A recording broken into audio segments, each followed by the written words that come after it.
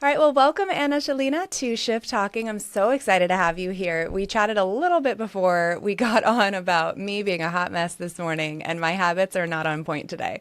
So I'm so excited to have you here and learn all about your new book, Habit Freedom. So let's jump in. Welcome. Thank you so much for having me. And just right off the bat, I love your rawness, your authenticity.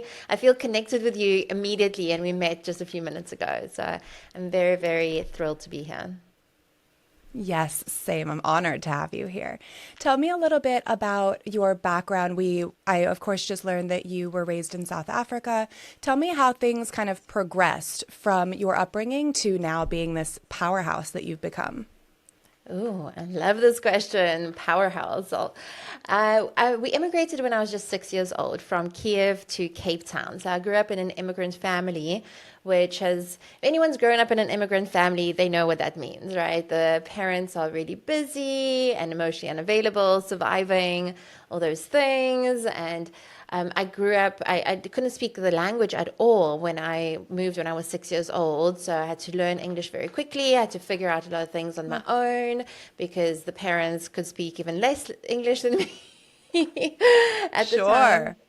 And and one of the things that I found, my first addiction, quote unquote, was academia. And it didn't look like an addiction. It seemed like a healthy thing for a kid to do, just get A grades and win all the awards and the prizes. But what I was actually doing, which I only realized years and years, decades later, when I find myself in cycles of limiting habits with drinking and unconscious eating and doom scrolling and binging series and numbing out, was that behavior was learned in a different form when I was really young. I was learning to escape the present moment when I was very young, right? I didn't feel safe in the present moment. I didn't feel that the present moment was enjoyable, so I escaped into books. And so by the time all these other unhealthy coping mechanisms came into my reality, like alcohol, I clung to that, right? And I took to it like a fish to water. And so that is kind of like a through line from like where that happened or where that came from. And I started going to personal development seminars from the age of 18. I was lucky enough, my dad was really into personal development. So he'd fly me out to Singapore and Malaysia and the US and do all these personal development things. And I started becoming very interested in what makes people tick, what makes people feel stuck with the exact same strategy. Two people, one person will thrive and just like go off on it, and another person will just sit there with that exact same strategy and not do much with it. And so I started to study how to become a human behavior specialist at the same time as my more official studies. So I also have a degree in property studies from a university. But I was always interested in human behavior. And so after a varying career of hospitality, I had an export business at one stage, I had a security business. After all of those, I then went into consulting and coaching and being a human behavior specialist, being a mindset coach. And eventually 2 years ago, I started the Relating Academy. And as I was developing the Relating Academy, I realized that the most important relationship that we ever have is the one that we have with ourselves. And that's where Habit Freedom was born, because I'm like, well, how do we create an amazing relationship with ourselves? What's the practical, as a human behavior specialist, I want to know what's the steps. And so that's where Habit Freedom was born. And I've been lucky enough to be stuck in many limiting habits. It's been my gift and my curse. And I was also very lucky that I got to get stuck in those really dark places when I was relatively young, that I had to figure it out, right? Like I had to claw myself out of that space. And so through going through my own experiences, I really struggled with like alcohol for 7 years. I mentioned that, like unconscious eating, doom scrolling, just like numbing out. And had to figure it out, wrote a book about it, got to coach people on it. And that's how I got to being here today. It's incredible. And there's so much there and so many different kind of branches down that tree that I'm desperate to go down. First, though, I want to highlight two things from your upbringing that you shared, right? Is that one, oftentimes because we think that they are quote unquote productive habits or addictions or these types of things, oftentimes they don't quite get the energy that they need, the life and the spotlight that they need, right? Like drinking versus academia or working out or these types of things that we tend to not recognize as problematic because they're quote unquote healthy or what we're supposed to be doing. They're things that we might idolize in our culture instead of recognizing how much they're harming us. So I love that you mentioned that even just escaping into books and academia and those types of things can still work so far against us and pull us so far away from ourselves in the same way that other less productive, less ideal things can do. The second part that I think is incredible is that you had your father to guide you to do this with. And many of us don't have that. Many of us have parents, especially of immigrant parents, who don't quite, quote unquote, believe in doing this work, don't really see the necessity of it.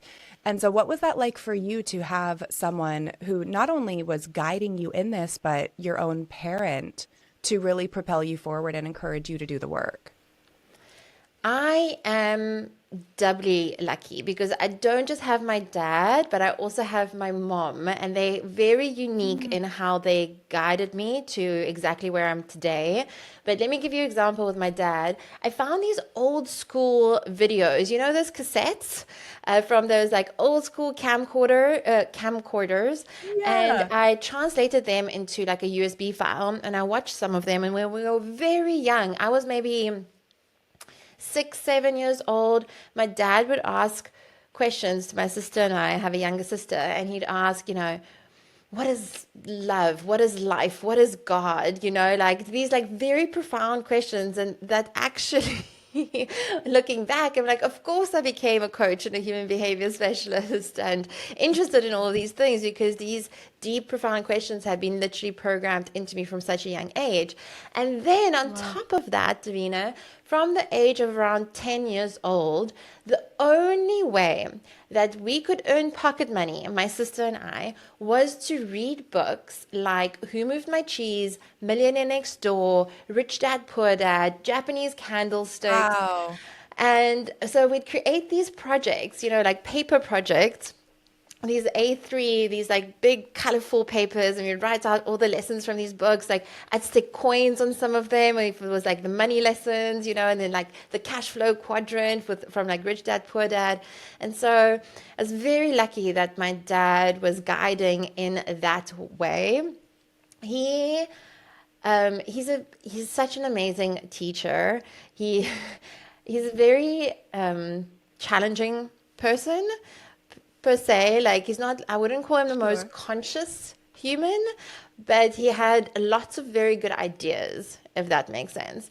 And then that was complemented with my mom, who's the most softest, incredible, gentlest, loving, accepting soul who's been through so many challenges herself. And, you know, my mom and I go to plant medicine ceremonies together, and we have our own kind of like, you know, healing bond that way. And we understand when I heal parts of me, it goes back to her, and when she heals things, then it heals me as well. And so we're doing this like intergenerational healing with my mom as well. So I'm so lucky to have two such huge forces in my life who have guided me in their own way. My dad's motivation was very different to my mom. My dad's motivation is like, she needs to be a millionaire by the time she's 18 type of thing. What book's going to get her to read so that she's like independent, self-sufficient, and, you know, like, let me send her to the courses and things. So he wanted like strong, independent women who knew how to fend for themselves in the world. And that was beautiful. And then, you know, the way we got to that was through these courses and books. And then my mom's approach or more intention was a lot more just, you know, loving and fluid and Nurturing. nurturing. That's the word. You nailed it. Yeah. Yeah, I hear that. That's incredible. So many of us are, when we're doing this work, we are almost discouraged by the people in our lives, our parents, our siblings, our family, and sometimes even our closest friends or our partner, right? So the fact that you had that is so incredible and something that I envy in your ability to carry that through. And so are your parents still with us today? Yes, yeah. Yeah, I have the best Amazing. relationship with my parents these days.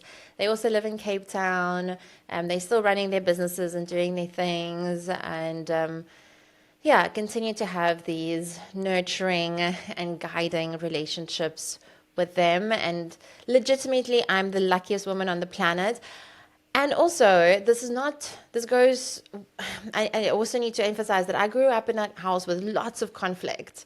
My parents fought a lot when we were growing up. They were emotionally unavailable. I was a very attention seeking kid. Like, I would shoplift and I would do all these like naughty things, and I'd like hide the drinking and the partying. And like, there was also like, I had great parents, and also there were a lot of challenges.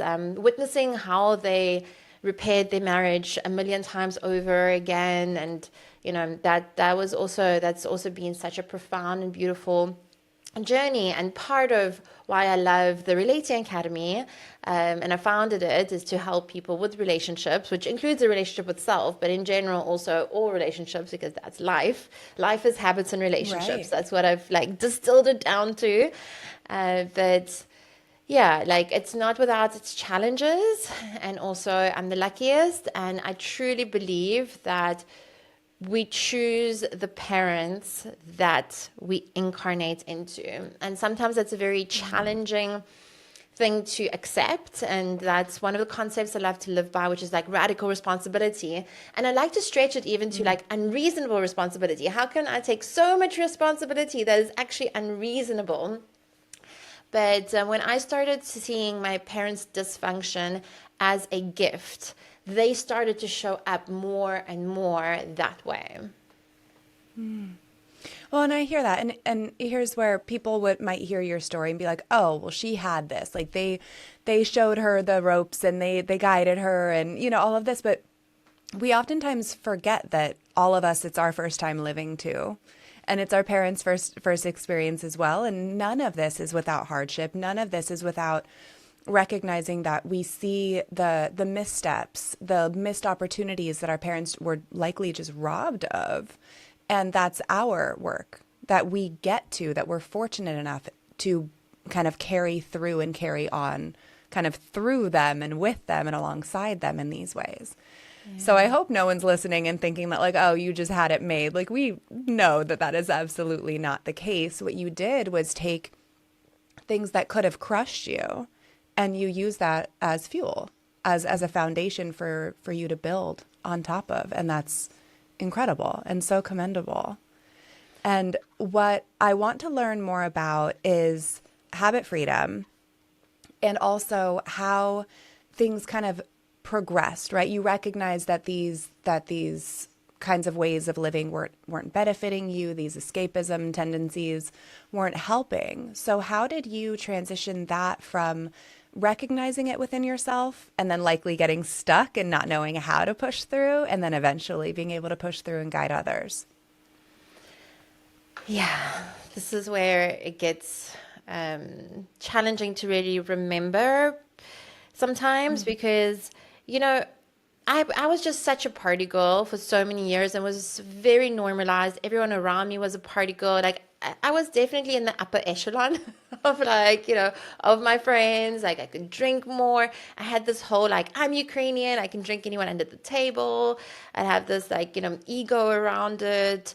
Yeah, it was normalized in society. Thank goodness, with all the health tracking that's going on, and the younger generations are turning away from alcohol these days, are recognizing it for what it is. They have their own coping mechanisms like vaping, so we're not going to, Sure. yeah, there's lots of other things, but it was so normalized that I didn't know that there was another way, like throughout college and university and everything. Like, that's just how you did it. And also I had careers, so I worked in hospitality, and like there was a lot of drinking there. And then I sold wine for a living, so there was a lot of drinking there. It was literally part of the job to drink wine. And Right. eventually, instead of it being like a celebratory thing or something you do for fun to elevate the mood, it was just like an everyday thing. Like, there was an excuse to drink. If you're sad, you drink. If you're angry, you drink. If you're happy, you drink. Like, it's always like a reason to drink. And I was in a relationship with someone who was sober. So he had quite a challenging relationship with alcohol himself. He had almost died through blah, blah, blah. And so my problematic tendency started to be highlighted in contrast to him not drinking at all.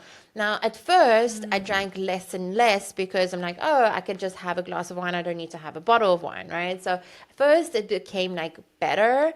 And then when we had challenges in the relationship, I turned to the alcohol and the wine as a coping mechanism. And that was part of the demise of the relationship. There were other reasons, but I remember him saying, like, you need to look at this. This is not okay and not normal. And that was the beginning of my 7 years of sober curiosity. Like at first I resisted it and be like, what are you talking about? Like, I'm fine. I got this under control. And then I would start to notice that my productivity was dwindling, my inspiration, my motivation. I would have lots of ideas. I just couldn't seem to follow through on them because the dopamine that I was supposed to use to progress in a project or hit a goal, whatever, that dopamine I was just using up on cheap alcohol, like, on just like drinking. And so, all of like that trend kind of like started to like diminish. My health wasn't the best. I wasn't feeling great in my body. Like I was inflamed. I wasn't like making conscious health choices and eating choices. I would like drink, watch series, like doom scroll, like all these things.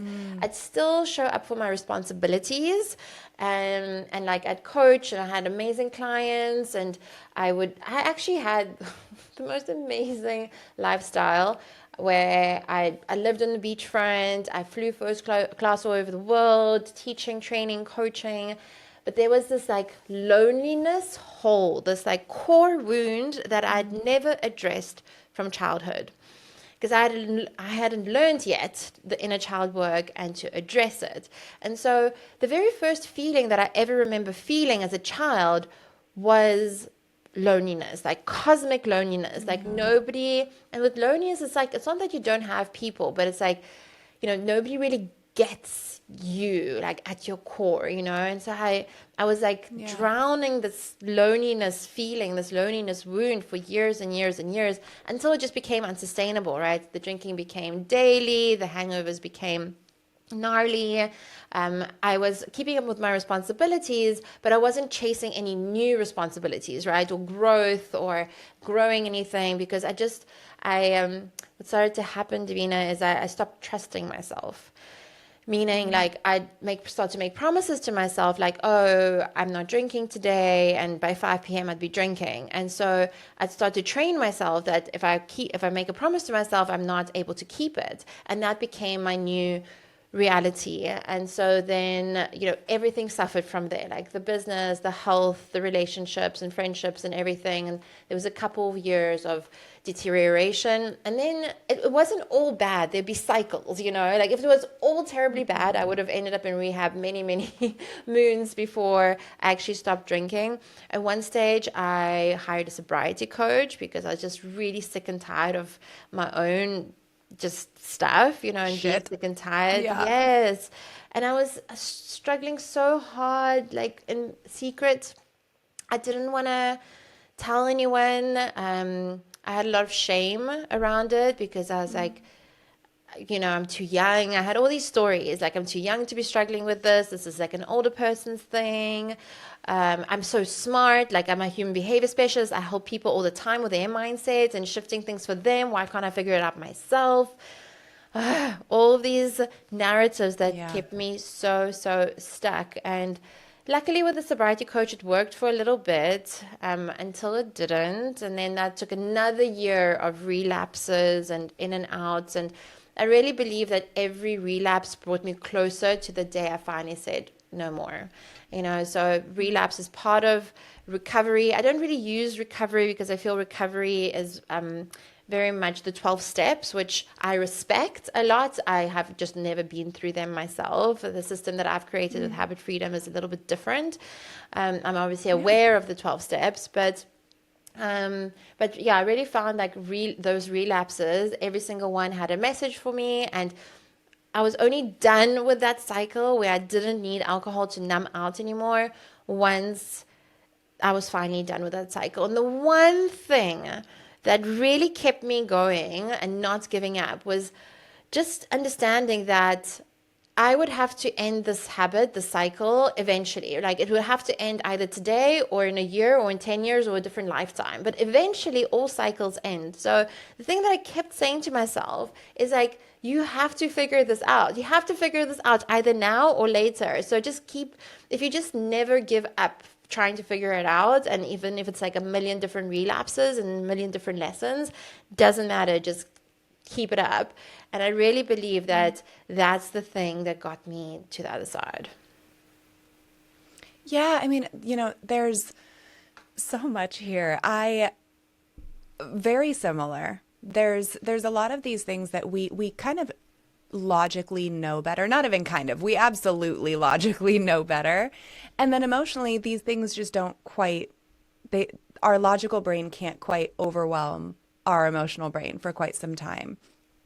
And yes, with each one of these relapses, either in behavior or otherwise, we will kind of have a new blind spot brought to our attention. And that's why the work is, we're constantly working it because new and different life experiences are going to bring up so many things that we likely didn't even know were there.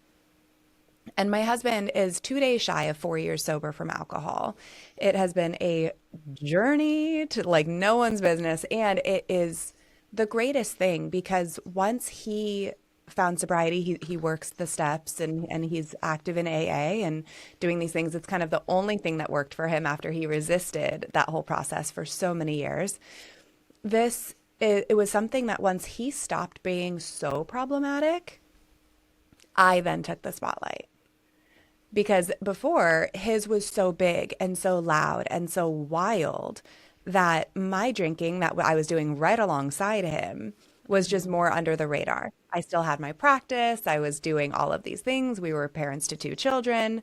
It it didn't quite seem as quote unquote bad until he got sober and he was doing the work and I had a harder time stopping.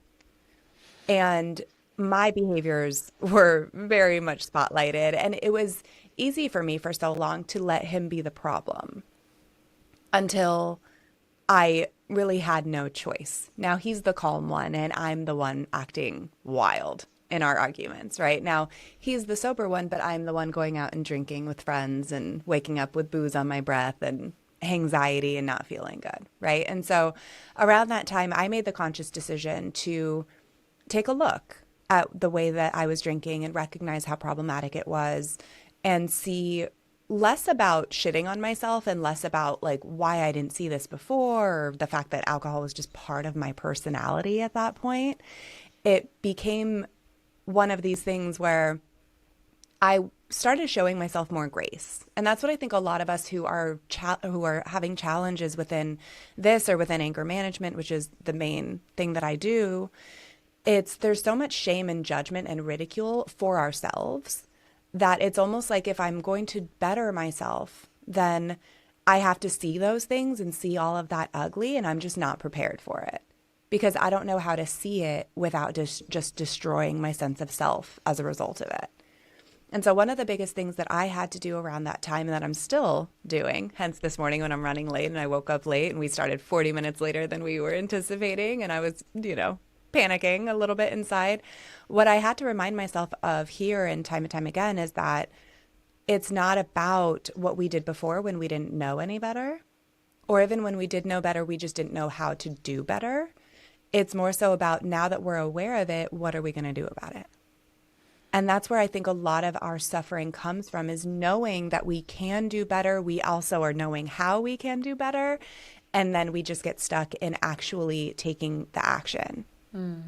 And that's kind of where we are now, where now we communicate about these things. He's obviously at 4 years, nearly 4 years completely sober. There's these types of things that now when we look back on these previous versions, we almost give them different names. right? Like the previous version of me, she is by her maiden name. Even though we were married already, she's my maiden name. She is all of these wounds that hadn't been addressed.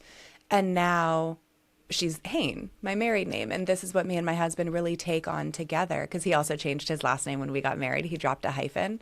And so there's that part that many of us get stuck in. And what I love about your rawness and how just transparent you are in your story and in your experience is that it's not just, yeah, I knew better and then I just did. You're sharing so much of the detail, so much of this rich data that a lot of us keep quiet out of many reasons, but this is the kind of thing that people need to hear.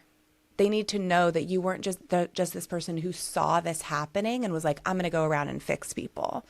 That you know exactly what it's like to live in those depths, to feel destroyed within your sense of self and watch it kind of chisel away little by little through the ways that we lie to ourselves, through the ways that we stop trusting ourselves and end up being the number one person in our lives that is causing us the most amount of harm. That if our behaviors were embodied in somebody else, we wouldn't let them near us. And yet we can't escape us. And so we make excuses and we make that okay. And so I love the story. I love your story and how you're sharing it and how raw and real and truthful you're being here. So tell me about habit freedom and what, I'll give you a chance. I'm always like, I don't give people time to respond after I share about that. I love your story so much because I feel I could definitely resonate with, we look at another person and be like, oh, that's what a problem looks like. Mine is not a problem, right? And what's also highlighted is like what a blessing it was. Like sometimes the bigger the problem, the bigger of a blessing it is because then you have to face it. So many people are living in this mediocrity and this gray scale of a life and just like numbing out, microdosing numbing. Yes. And they're like, 5 years goes by, what have I done with my life? 10 years goes by, what have I done with my life? 50 years goes by, what have I done with my life? And the problem is never big enough for them to then have to look at like the childhood wound that you're numbing out, that you're microdosing the numbing. Well, someone like me was macrodosing the numbing at one stage, but at the end of the day, what a privilege it's been to have such a big quote unquote problem. When someone comes to me the other day, they were like, oh, so did you have a drinking problem? I said, no, my friend, I had a drinking solution. So they're like, fair enough. And these were my problems, So I absolutely love that you shared that. And sometimes when we're microdosing the numbing, it's so much harder. Like you said, you had such a harder time with it because it's so much harder because you can justify anything to yourself, right? And be like, it's not that bad, it's not that bad. And luckily we have these imaginations. And so when I work with clients, most of them don't have rock bottoms, just by the way. Just because I had a pretty severe rock bottom, which I'm happy to share a little bit about. I had like this intense 2-week bender and like woke up, like did a self-imposed, what are those when you sit someone down, like someone in your family and you're like, right. Intervention. I did a self-imposed intervention. So what that looked like, Davina, was I woke up from this 2-week bender feeling so much disgust and shame. And I can still remember the nausea like creeping up my throat if I really get present with it. And I was like, right, I can't do this. Like I'm going to really harm myself if I don't change something, right? And I've been struggling with this for 7 years. So I typed out this really long message. Didn't really like read over it again because I knew that if I had overthunk it, that I was never going to send it. And I sent it to like 6 or 7, maximum 8 people that were like close-ish at the time. Some of them weren't even that close, but I was like, all right, I need to like tell people now. I need this like public accountability to at least, a handful of people. And so saying that, most of the clients that I work with don't have a rock bottom. They have this mediocrity that they're sick and tired of. And the reason why they don't need a rock bottom to change their behavior or their limiting habits is because we have an imagination, so we can fear escape and we can imagine what it's going to be like if we continue to microdose the numbing. If we continue the doom scrolling, the vaping, the drinking, the overeating sugar or emotional eating, whatever it is for us, the gambling, the shopping, and we're like, okay, if I really rack this up, this is going to have this compound interest and compound effect on me, and I don't want to be that in 5 to 10 years, so let me stop that now. And so I find our imaginations is one of the greatest tools to start to break free from the limiting habits. Yeah, yes. And so 4 years ago, my husband had a crisis that we're planning for him to come on here and share for himself because it's not mine to share. And it was one of those things that we now lovingly look back on and call it a crisis, right? During the crisis, it was an absolute shit show, and we had zero clue what this would look like. We were very seriously talking separation and really kind of panicked and just like, what do we do but just call it quits and just say like this can't be done, right? And he and I also got together. We were friends from the time we were 19, 20, and then we got together at like 22, 23, and we had been committed since then. And so we were just these kids who just didn't know better, who spent every day almost at this local bar that we were constantly hanging out in. This was just part of like the narrative of our relationship. And so when we then became parents so quickly and without much planning, it then just kind of rocked us and it overwhelmed our ability to cope with it as we knew it. And then we were just these kids who just didn't know any better, didn't know how to react any better. And so while his rock bottom was much deeper than mine had to get, what I witnessed by proxy and what I experienced by proxy was enough. And being able to see and being fortunate enough that we, of course, had these two kids that kind of pushed us over that edge, right? Because it's a world rocking experience to become a parent. We were fortunate, and we still are, that our kids were 1 and nearly 4 at this time. So our eldest was affected. He saw the fights. He saw the not cute behaviors. And my rock bottom in that moment was seeing my son. In these moments when one fight got wild, and wild for us, which is, of course, more tame in comparison, thank God for us, there was that part that I looked back at my son and I saw his face. And that was kind of enough for me at that time of like, okay, like this is where I draw the line. This is where my anxious attachment is no longer important. Here's where my codependency now does not get to win each time. And that was where I really drew that line. From there, things got so much harder and also so much better little by little that, yeah, we were able to really see the world through our kids' lens. And when we are trying to break these patterns and break these generational curses of poor coping, of traumas, of these types of things, we had it right there in our face of this is it. Like, this is how these things start. We assume we always have time, but we don't. And that it becomes more of our reason. And so in some ways, I'm aware that we likely wouldn't have gotten to the depths of this shit had we not become parents. And we are far, far beyond any realm of healed than I ever thought that we could get to, nor do I think that we would have gotten to had we not become parents. And so this whole thing of rock bottom, I have this anecdotal theory that our rock bottom just has to either meet or exceed our original, the original one that caused us so much harm and chaos and destruction in our childhood that then comes into our adulthood, right? So that experience for my husband met or exceeded any of the traumas that he had in his upbringing. And that's why I'm a firm believer that that's what it took for him to open up to sobriety, to work his steps time and time and time again, and maintain this level of sobriety that he is living within. And that whole experience, it's going to look different for everyone. And I do agree that some of us need the full heart attack before we start working through these things. And some of us need to see someone experience it for long enough that it kind of jolts us back into this level of like, oh shit, this is the time. We either continue doing this longer, or we appreciate that I was 50 when this happened instead of being 51. Right? Like we get to get ahead of it as quickly as possible. And then we have the rest of our experience to really not undo, but repair what's already been done.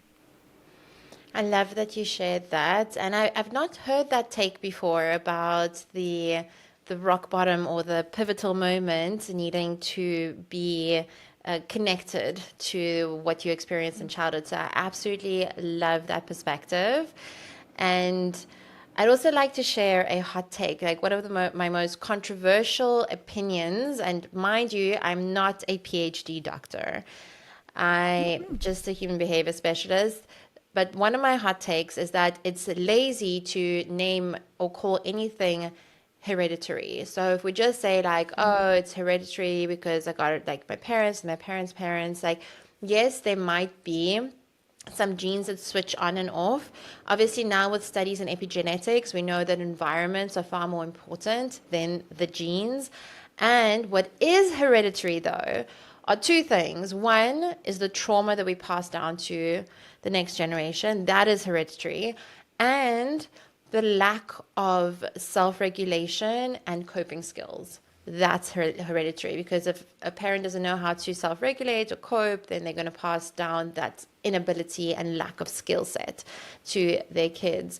But when that also puts us into that radical responsibility or unreasonable responsibility space, driver's seat of our lives, versus saying like, oh, it's just happening because, you know, like it's in my family, right? Like, I don't find that's very useful or helpful. Yeah, you know, when my husband went to his first AA meeting, I went along with him. And it was a men's group, and thankfully they were open to me being there to witness it. And one man in there, who eventually became my husband's sponsor, he had said, regardless of how you were raised, regardless of what you inherited, regardless of any of these things, you're not to blame for them. And you're now responsible. And it was one of those just like mic drop, soul rocking comments, right? That isn't all that profound, but it's something that we don't quite hear very often. That immediately my husband we kind of looked at each other and nodded, and we both sobbed. And it became this kind of mantra that we live our life by, is that no, we're not to blame for our parents, it being their first time living too, and them just not quite knowing any different or how to be different, and having their own, of course, challenges. We do now, though, not only have the responsibility, but we have the opportunity to work through that, right? And so I hear that entirely. It is a very hot take, and I'm sure we would have plenty of people ready to rebut it. I have a master's. I am not trained enough in the hereditary biological side of it. And at the root of what you're sharing, though, is that, right? That we can take these things, we can recognize how they've contributed, and then what do we do about it? What kind of care team do we need around us to address these types of things so that we aren't constantly held victim or held back by what these experiences may have been? And so I love the hot take. I'm not sure about it. And at the root of it, though, is this. That's what you're encouraging, is that sometimes we do get kind of stuck in this, like, well, my dad was an alcoholic, and so, yeah, that's why I am. Or this is just, it runs in my family. We have bad genes, these types of things. But what that, again, does is it doesn't empower us. It gives us reasons to stay stuck. It gives us reasons, and it almost kind of feels like it's validation and permission to not rise, to not heal, to not recover, to not do the work. Yeah. And so I love that. I love that you put a pretty bow around that. And sometimes the controversial opinions, the hot takes, sometimes we need to be triggered a little bit or just jolted out of our like stagnation, or out of this like Yeah. drone-like existence. And I used to go around saying triggers are medicine, triggers are medicine. Here's your medicine, medicine, medicine, medicine. And I had this very loving friend say to me, Anna, triggers can be medicine, but they also can not be medicine, So I'm a lot more mindful now because, yeah, triggers can be medicine. And I love to approach triggers as medicine. I've actually recently just experienced a trigger with my partner, and I'm like, I have to explore this trigger now. And it's like, my opportunity to take responsibility and like look at this trigger. And I don't want to, but I have to, but I know if I don't, then there'll be another opportunity to see the same trigger over and over again, because what we resist persists, right? And the same thing often shows up over and over again until we do look at it. And that's why I choose to live by the mantra that triggers are medicine. For me, it doesn't mean it's for like that for everyone else, because everyone's on a different path and, different parts of their journey and healing and evolution and everything. And who am I to say, triggers are medicine? Just because they are, I choose to see them like that for myself. And the clients who do work with me choose to see that for themselves as well. Yeah, and there is something there that came to my mind when you shared that, is that we, hang on, I lost it. Where'd my brain go? Oh, Triggers. yes.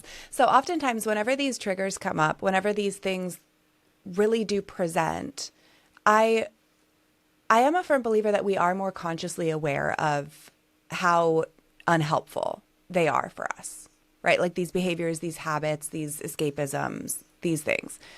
And what I think we all need is just more evidence that I can work through it. When we're first starting to do this work, that's kind of just what keeps us stuck, is that I have had all of this history, all of this evidence that I'm broken, that I'm fractured, that I won't be able to make it through, whatever this narrative that we've adopted is, that we've likely made small attempts, maybe even large attempts at being able to remedy them, and they just haven't succeeded. We haven't succeeded within these attempts. So then I have more evidence that no matter what I do, things just won't get better. And what I've been able to recognize within this, and of course within my practice, is being able to help all of us find more and more evidence in very small, like micro ways, that addressing this does benefit me. And even if it doesn't benefit me right away, it does in the long term. And so with that, when you recognize this trigger that came up with you and your partner, and it's like, oh, okay, all right, all right, all right. So I either recognize it now and start doing the ick, that gross work, in order to push through and get to the other side of it now, or I just wait and allow for it to destroy more and more. And so that like kind of pivot, that shift in perspective that I'm desperate for a lot of us to get to, is that I have more evidence that this is harming me. I have more evidence that I'm getting more and more sick of my own shit than I do in the possibility of attempting something different. So even if I try something different and I fail, I'm still failing differently. And that's still evidence that I can try new and different ways of getting there. And so this is, I think, my unintentional but very welcome segue into habits. And I want to learn all about them. In full transparency, I've always worked within, that's actually inaccurate. I'm gonna edit that. I hadn't quite operated in my practice, in my coaching, as somebody who is inherently flawed. I was trained, my master's is in forensic psychology, so I did very rigid prison work, these types of things that have very clear boundaries of you do this or you do not do this, incredibly boundaried, to the point where if people ask me what my last name is, if a client asks me my last name, I don't share it. I ask them why it's important to know, right? So I was trained so deeply boundaried that when I opted out of traditional therapy because it is just not for me, I don't think everyone needs a diagnosis, and I don't think that that's what we should be focusing on.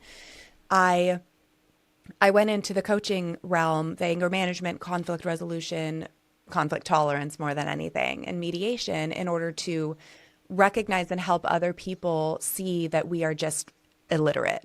We are emotionally illiterate. We are lacking coping skills. This is a psychoeducational problem, not this pervasive diagnosis problem. And so once I did that, there became this new and different way that I approached the work, which was by sharing about my experiences, by sharing about my husband's challenges, my own personal challenges. And so all of that shared to say that I need more focus. I would benefit so greatly from doing more habit work. I pick them up for a couple of days, maybe a couple of weeks, and then something comes through and I give myself a yes day. I'm like, yeah, okay, you can sleep in yet. Yeah, okay, you can eat all of this sugar and dyes and gluten because I'm normally gluten free. I give myself so much permission because it feels like I've quote unquote earned it in that moment. And then before I know it, one day turns into a week, turns into a month. And then I'm sitting here in front of you with my face all bloated, woke up late, feel like shit. And then I'm like, all right, sick of my own shit again. Let me get back on. So my question to you is, how do you guide people in here, namely me, into making these things more of daily habits and getting away from the idea that I've earned harming myself through poor coping? I love that you just added that last little bit. I've earned the harming of myself. Yeah. So when I work with clients, I often tell them that you deserve are the two most dangerous words on this journey. Whenever you hear yourself like you deserve or I deserve, be very mindful of what comes next after that, because you deserve to not drink. You deserve to not eat sugar. You deserve to feel your lightest, most inspired, creative, lit up self. That's what you deserve if that's in alignment with your self narrative. Okay.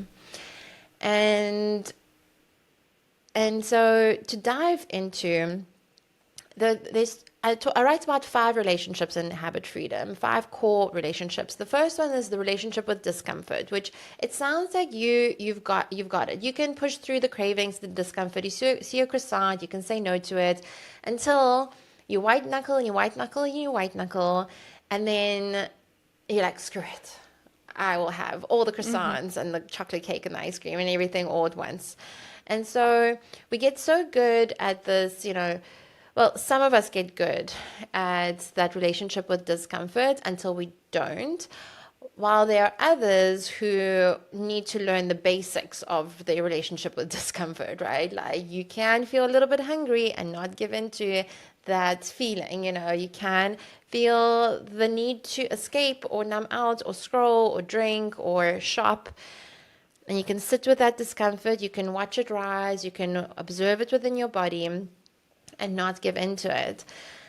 The thing, and I was that for many years, and that's why I was stuck for 7 years, right, with all those limiting habits. The thing that really transformed my life, that really clicked things into place, was the second relationship that I write about, which is the relationship with the light.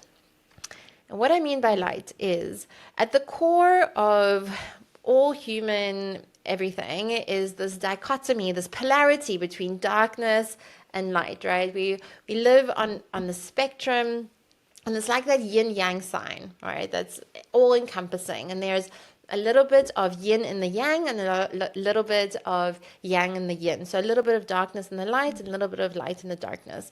And so with these limiting habits like eating sugar, which has quite a dense energy, and it grounds you very much. And like alcohol has also quite a dark, dense energy. And I truly believe the difference between people who have a problematic, quote unquote, relationship versus not is that for the most part, that the people who don't have a problematic relationship balance out the dense, dark energies of alcohol with light practices, with nature and music and creativity and connection and work that lights them up or whatever. But the balance between darkness and light is a healthy one, right?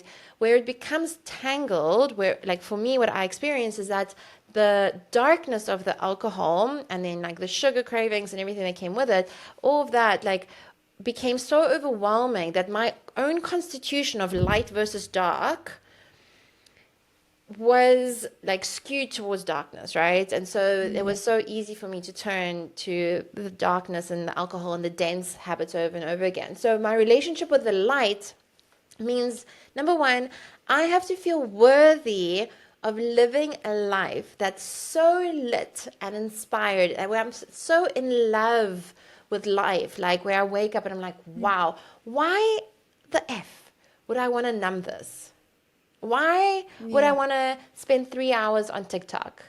Like when I can like look up and see the beauty all around me, when I can move my body, when I can connect soul to soul with a person. Now, the problem with this advice, quote unquote advice, is that sometimes we live in dark apartments. Sometimes we don't see nature for days, you know, like because we live in these concrete jungles. Like people are living all over the world with all sorts of limitations. And so it's difficult to see, well, like, you know, where is the light? How can I get like more connected to nature and inspiration and creativity and all these things? Because I do really feel that society has almost been like designed to entrap us more and more in the consumerism and in the density, right? And that's not a bug, it's actually a feature, because the more we get entrapped, the more we have to break free. So you're on this prison break. When someone asks me like, what is habit freedom? And I say, it's the prison break you did not know you needed. And it's funny that you talk about, you know, having worked in forensic psychology and everything, because we're all, and I'm not the first person to talk about it, there's books and books about being prisoners of our own mind and creating these narratives and constructs, right? But it's Yeah. when you realize that we're all playing a game of liberation. Why do you want that raise? Why do you want that business to do well? Why do you want that relationship? Why do you want that health? It's because you want to feel free, right? Want to like it's a feeling, that's this liberation that you're looking for over and over again, and we get into cycles of entrapment so that we can break free. Again, it's not a bug of this program that we're living in, it's actually a feature. And when you wake up to the idea of I get to break free, I get to experience the density and the darkness and the entrapment, and I get to set myself free, that's where you become the creator of your life and the creator of your matrix. Yeah, I love that so much. It's an interesting thing how we can kind of separate our mental emotional world from our physical movement world, right? So when you're sharing about this, what comes to mind for me, and like this contradiction that I had in my brain in real time, is that within the emotional side of kind of keeping my shit together and staying emotionally regulated and these types of things, that stays constant for me. I've been doing this work long enough that when I notice those things kind of coming through, I can pull myself through and very much go the other way and choose the path of regulation over dysregulation, because that's my path of least regret, right? There's this other part that when it comes to doing what I know would benefit me most greatly and everything that you're sharing here, there's this block that I have that it feels like losing, right? Like it does for me in so many ways of doing the quote unquote right thing feels like losing. And I think I'm having this like little bit of an epiphany as we talk right now, because with the emotional regulation part, I have this realm of accountability around me, and namely my kids, right? And my marriage and the sanctity of that and these types of things. These types of things are very upfront in my face. So when I lose my temper, whatever these things are, I see that immediately on my kids' faces, on the people around me, right? These types of things, they're much more obvious. And then my reason in that moment is to not cause harm to my kids because that's way more important than me ever just like wilding out at this point. That part is more easy. What I'm recognizing here in real time is that this other part is me not seeing or not recognizing or not accepting or whatever kind of language we want to use around that, that me disappointing me is okay. And that just because it's not my kids being affected, that it's just not so bad. So when I'm telling my kids how important sleep is, and no, we're not going to have sugar right before bed because it affects our sleep quality and all of these types of things, yet I'm eating a Snickers in bed watching Bravo right after I get them down, right? And it is these like these walking contradictions. And this is the work that I've very not very slowly, very quickly have had bring has I've had it come so much more quickly to my awareness since we moved. We recently relocated to the San Francisco area, the Bay Area, and I rode my bike in to work this morning, which is also why I was a bit late too, because I knew my body needed movement after a night of binging sugar like I had.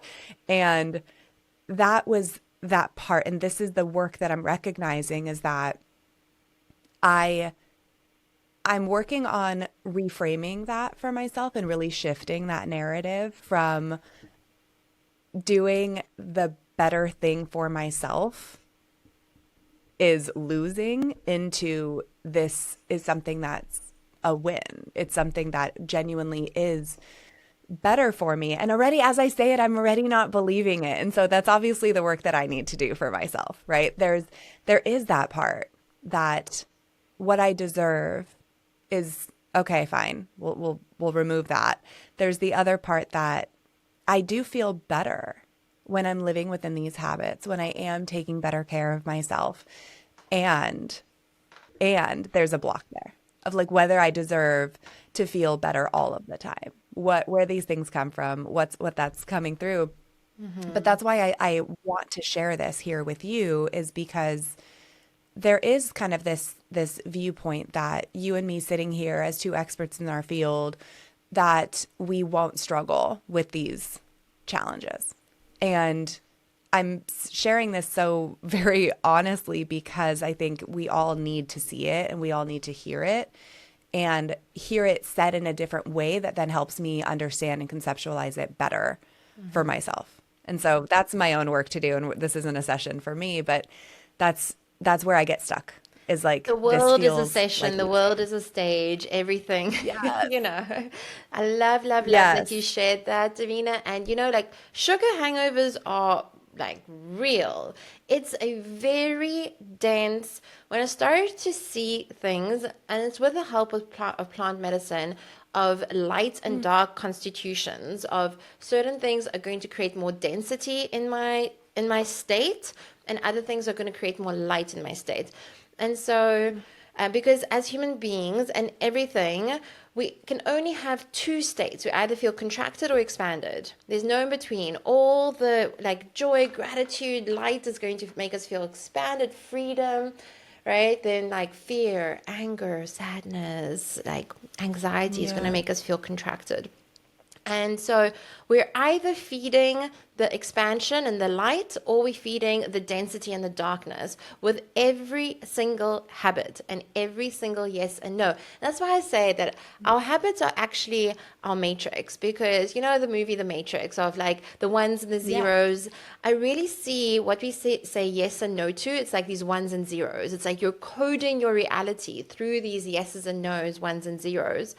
And you're either, like I said, feeding the light or feeding the darkness. And to go even deeper into why you feel you deserve to feel the darkness and the density, that would very much be inner child work, right? And going back and reparenting that inner child, not one time, not two times, not 10 times, but thousands of times.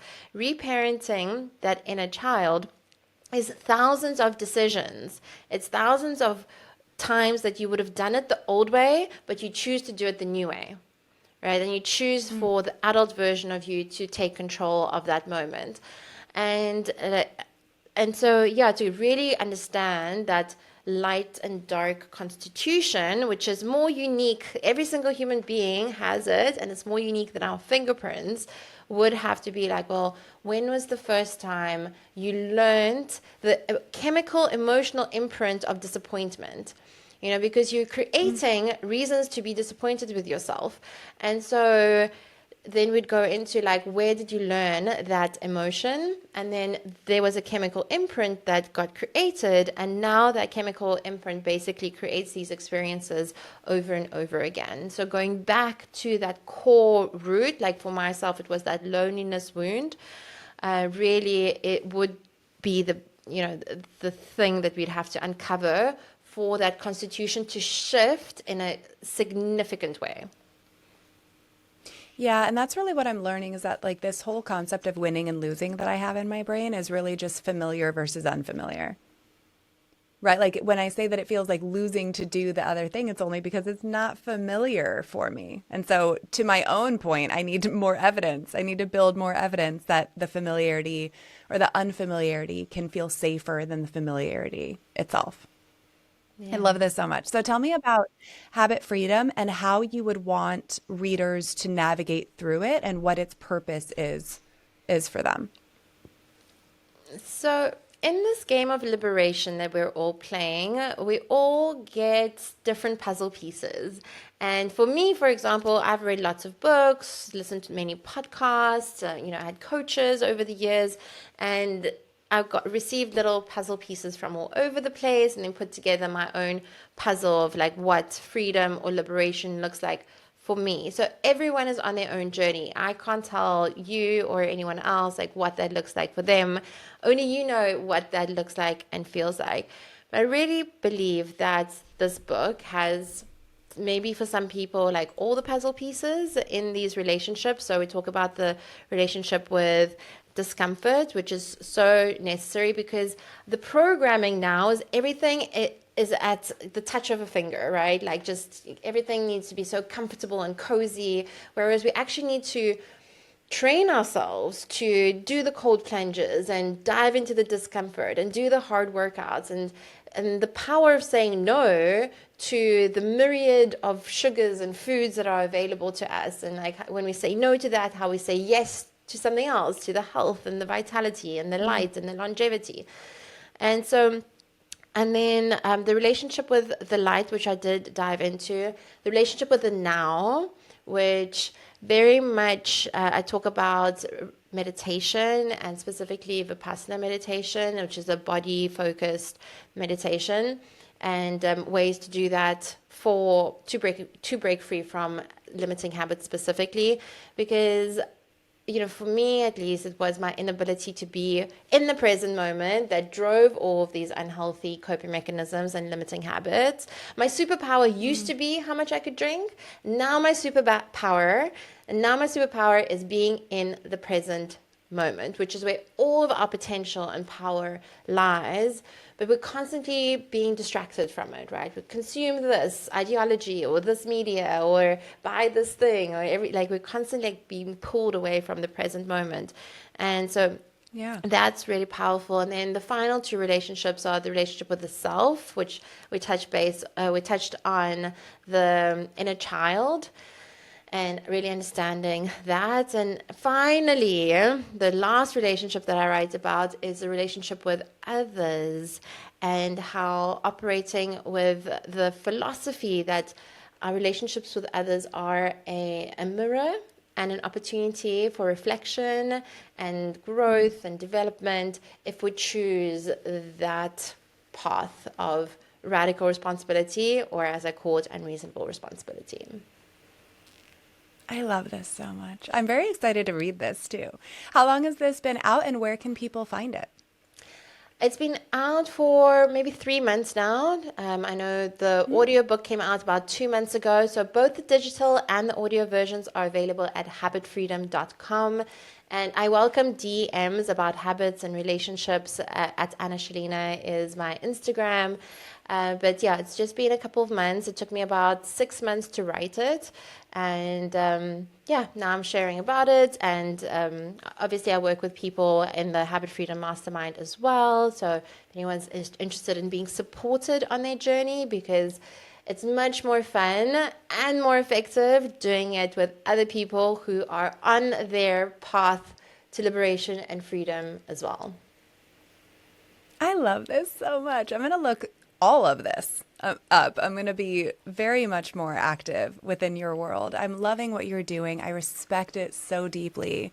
And I'm so honored and thankful that you joined me today. Thank you so much for sharing your story and what you've been going through. And, it's so easy to just ask the questions and like almost like, you know what you're like talking about, and the way that you opened up. And yeah, I'm really honored to be here. Thank you, thank you, thank you.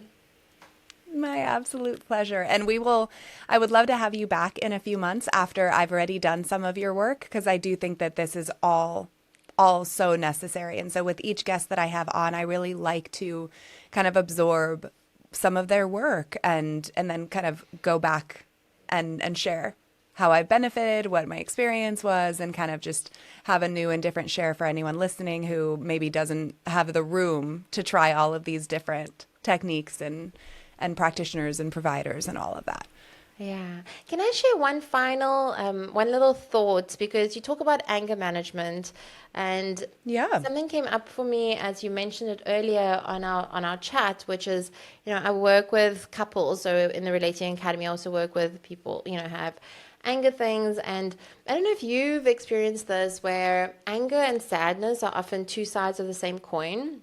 And if there's a lot of sadness, then the key is often to get angry about something as the catalyst, And then if there's a lot of anger, if someone's listening to this because that's their interest, then I find the key of really transmuting that anger is to feel all the sadness that's underneath that anger. Because if you're angry for long enough, you become sad. And if you're sad for long enough, you become angry. And so for me, for example, when I get angry, I like the transmutation or the alchemy that often happens is that I realize that anger needs to turn to sadness. So then I'll watch a very sad movie or listen to sad music just to like feel, like unlock that feeling. And then I can move through. So it's not just like focusing on the anger, but it's like that polarity that I talked about. And like I often feel that anger and sadness are two sides of that polarity coin. Yeah, I mean it's a very good point. And what we know about anger is that it's a protective emotion, right? So the way that I describe this to my kids is that anger is the armor and it's protecting something more squishy and vulnerable within it. So within the sadness, within the surprise, the disappointment, the injustice, any of these types of things, that's really where anger manifests. It's an attempt to keep us safe. It's an attempt to protect us. And what we end up doing, quote unquote, wrong with it is the aggression, is the aggressive side of it, right? So to your point, yes, there is this kind of buddy that anger has in sadness because it's really a grieving of an injustice or a feeling of being small or disrespected or whatever these things are, that then anger kind of comes through and is like, no, fuck that. Like, this is not okay. That is not what's going to happen. And it's really just like this overprotective sister or friend who's really just trying to remedy things and get them back to a point of neutrality. And so, yeah, with the anger and the sadness, that's usually where it comes from. Anger is an energy, right? So it triggers in the part of our brain that is our fight or flight. So it's our survival. So in order to fight and defeat something in our environment, we have to get angry in order to have that energy to take it out, in order to remove it as a threat. And our bodies and our brains, and that part of our brain in particular, just hasn't quite evolved to the world that we're living in now. And so instead of it being a threat in our environment of like the savannah and this kind of threat that could attack me, it's being stuck in traffic and being cut off on my way into work when I'm already running late, right? It's triggering in the same part of the brain. And so what I always recommend is that we listen to the message that anger is trying to give us and do our best to figure out a new way to remedy it so that aggression doesn't take over, because it's really just a pent up anger that aggression then takes over.